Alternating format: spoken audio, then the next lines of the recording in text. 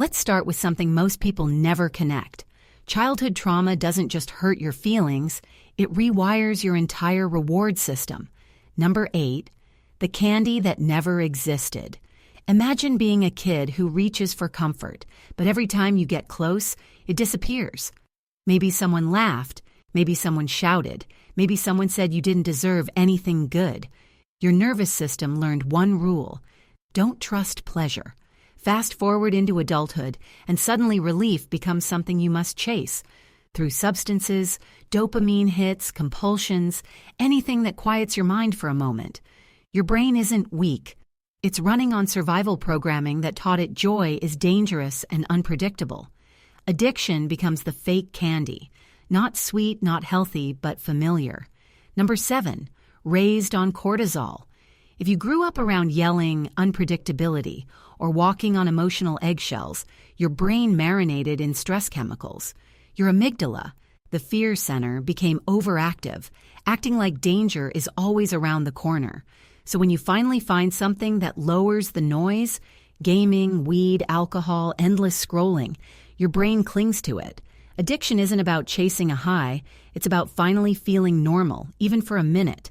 Number 6, the dopamine loan shark. Trauma teaches your brain that joy comes with consequences. As a result, your reward system becomes stingy.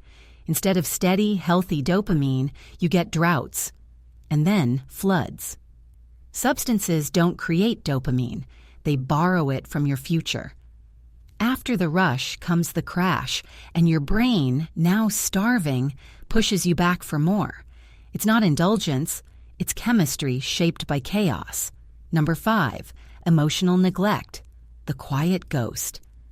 Not all trauma is loud. Sometimes it's the absence of being seen, heard, or cared for. When your feelings were ignored as a child, your brain learned that connection must be earned. So as an adult, you may become addicted not only to substances, but to people, drama, validation, even overworking, anything that creates a flicker of being noticed. Your brain isn't craving a drug, it's craving proof that you exist. Number 4, the good kid time bomb. Some children survive chaos by becoming perfect, straight A's, never complaining, always helpful. They learn that being flawless is the only way to stay safe. But perfection requires emotional shutdown, and when adulthood finally gives them space to breathe, all those repressed feelings explode: sadness, anger, exhaustion, fear. Substances become the first thing that lets them stop performing, not because they're irresponsible, but because they've been responsible their entire life. Number 3, the shame vortex.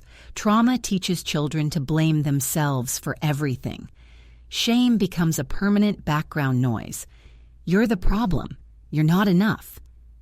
When anything quiets that voice for a moment, it feels like oxygen. But the relief never lasts. Shame returns louder, creating a vicious loop.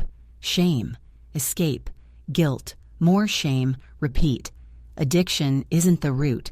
Shame is the root. The addiction is just how people try to silence the voice they never installed. Number 2, the memory landmine effect. Traumatic memories don't fade. They hide. One random smell or sound can trigger a panic response you don't consciously understand. Your brain reacts as if the past is happening again, right now. Addiction becomes the emergency brake.